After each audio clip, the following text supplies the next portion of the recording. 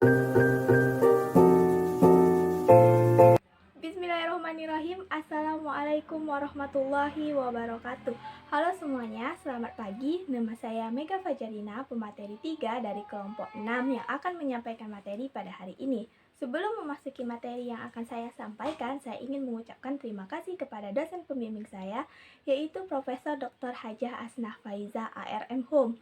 Baiklah, saya akan menyampaikan materi saya pada hari ini. Ciri-ciri bunyi suprasegmental. Bunyi-bunyi bahasa ini dalam ujaran tidak hanya rangkaian vokal dan konsonan saja. Yang satu mengikuti yang lainnya sesuai dengan susunan tertentu. Tetapi ada bunyi lain yang turut mendukungnya.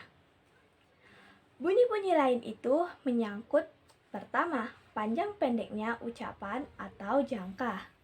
Kedua, tinggi rendahnya ucapan atau nada. Dan yang ketiga, lemah kerasnya ucapan atau tekanan. Kombinasi dari ketiga ciri tersebut dalam pengucapan kalimat disebut dengan intonasi. Yang pertama, jangka atau durasi. Jangka, panjang, atau identitas menyangkut lamanya bunyi diucapkan. Suatu bunyi segmental yang diucapkan dengan waktu yang cukup lama tertentu disertai bunyi suprasegmental dengan ciri proses panjang dan begitu juga sebaliknya. Tanda untuk bunyi panjang ialah dengan ditandai ini atau ini. Tanda untuk panjang ini disebut mora, seperti lazim dipakai dalam bahasa Jepang. Yang kedua, tekanan atau nada.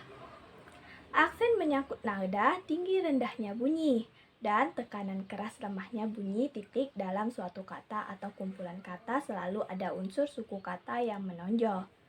Penonjolan suatu suku kata tersebut dapat dilakukan dengan memperpanjang ucapannya, meninggikan nadanya, atau dengan memperbesar tenaga ucapan atau intensitas. Gejala seperti ini yang disebut tekanan.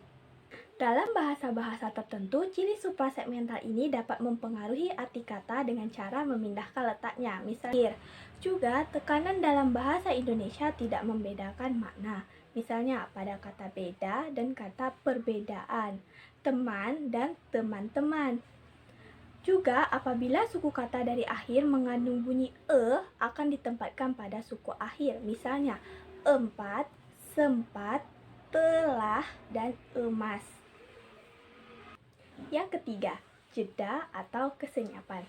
Jeda, kesenyapan, atau sendi merupakan ciri berhentinya tuturan atau pengucapan.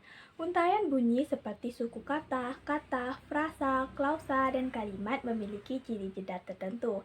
Berdasarkan tempatnya dibedakan menjadi 4. Dalam 4 pembeda tersebut, yang pertama sendi tambah yang ditandai dengan tanda ini, yaitu jeda yang berada di antara dua suku kata, ukuran panjangnya kurang dari 1 fonem. Misalnya, kata kali yang dipisah antara k dan li-nya, dan kata mata yang dipisah antara ma dan ta-nya. Yang kedua, sendi tunggal yang ditandai dengan tanda ini, yaitu jeda yang berada di antara dua kata dalam frasa. Ukuran panjangnya biasanya 1 fonem. Misalnya, pada kata di sekolah, antara kata di dan sekolah diberi tanda penjeda. Dan yang ketiga, sendi rangkap yang ditandai dengan tanda ini, yaitu jeda yang berada di antara dua fungsi unsur klausa atau kalimat di antara subjek dan predikat. Contohnya, pada kata ibunya pergi ke pasar, antara kata ibunya dan pergi diberi tanda penjeda. Yang keempat, sendi kepang rangkap yang ditandai dengan tanda ini, yaitu jeda yang berada sebelum dan sesudah tuturan sebagai tanda diawali dan diakhirinya tuturan. Sendi kepang rangkap yang berposisi di akhir tuturan biasanya disertai nada turun, seperti pada ini, atau nada naik, misalnya pada ini. Yang keempat, ritme. Ciri suprasegmental lain yang penting dalam tuturan adalah ritme. Ritme berbeda dengan intonasi. Intonasi mengacu ke naik turunnya nada dalam pelafasan kalimat, sedangkan ritme mengacu ke pola pemberian tekanan pada kata dalam kalimat. Istilah intonasi dibatasi sebagai pola perubahan nada yang dihasilkan oleh pembicara pada waktu mengucapkan kalimat atau bagian-bagiannya. Dalam batasan tersebut, terlihat bahwa gejala intonasi atau gejala prosodi mempunyai hubungan yang erat dengan struktur kalimat. Karena itu, intonasi dan hubungan dengan kalimat harus diteliti sekiranya kita bermaksud menjelaskan struktur kalimat sampai sejauh kepandaian penuturan pendengar. Intonasi merupakan perubahan titik nada dalam bicara. Karena itu, intonasi sering dinyatakan dengan angka 1, 2, 3, 4, dan sebagainya, yang melambangkan titik nada atau bulatan yang ditempatkan dalam suatu skala seperti pada balok not musik. Untuk menggambarkan secara garis besar, kontur intonasi yaitu pola gabungan titik nada sering juga digunakan dengan garis. Dengan adanya intonasi kalimat, tekanan kata-kata yang menyusun kalimat itu melemah walaupun secara akustik faktor tinggi rendahnya suara atau frekuensi dan intensitas suku kata sebelum yang terakhir tidak lagi menunjukkan adanya tekanan. Suku kata tersebut masih terdengar lebih menonjol daripada suku kata lainnya. Pada bahasa Indonesia mengikuti ritme yang berdasarkan jumlah suku kata. Semakin banyak suku kata yang diucapkan, maka makin lama pula waktu untuk pelafasannya. Contohnya, pada kata Zaza di rumah sekarang dan anak kecil itu ke Jakarta siang ini. Kalimat anak kecil itu ke Jakarta yang dijelaskan dengan waktu yang lebih lama dibandingkan dengan kalimat Zaza di rumah sekarang karena jumlah suku katanya lebih banyak daripada kata Zaza di rumah sekarang. Sebagaimana telah dijelaskan bahwa intonasi merupakan urutan pengubahan nada dalam untaian tuturan dalam suatu bahasa. Pola pengubahan nada itu membagi tuturan atau kalimat dalam satuan yang secara gramatikal bermakna. Tiap-tiap pengubahan nada itu menyatakan informasi sintaksis sendiri. Bagian kalimat tempat berlakunya suatu pola perubahan nada disebut kelompok tona. Pada setiap kelompok zona terdapat satu suku kata yang terdengar menonjol yang menyebabkan terjadinya perubahan nada. Suku kata itulah yang mendapatkan perhatian. Nah, perubahan nada pada kalimat bisa dicontohkan pada kalimat berikut ini. Taufik berbaring di kursi sambil merokok. Kelompok fauna pertama, kelompok tersebut ialah topik.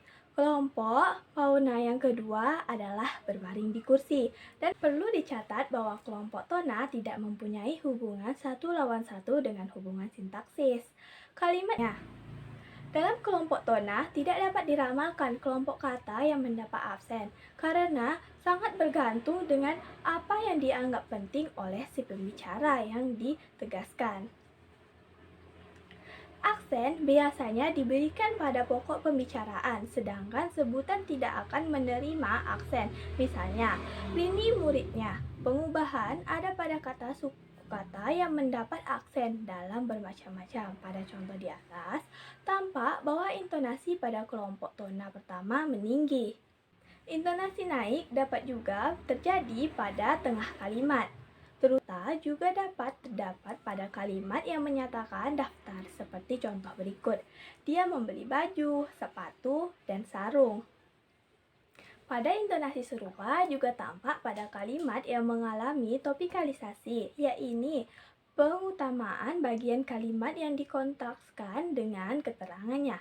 Contoh, jendela kamar itu rusak. Dan yang contoh yang kedua seperti pada kata kamar itu jendelanya rusak.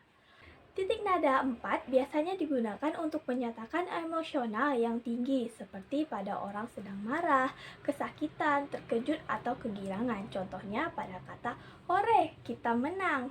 Pola intonasi dalam bahasa Indonesia yang dibahas tadi hanya beberapa pola umum saja.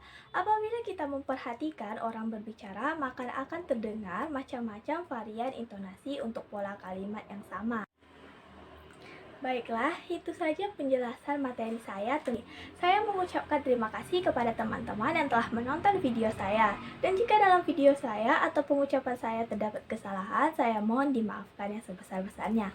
Saya Mega Fajarina akan menutup video saya. Selamat pagi dan Assalamualaikum warahmatullahi wabarakatuh.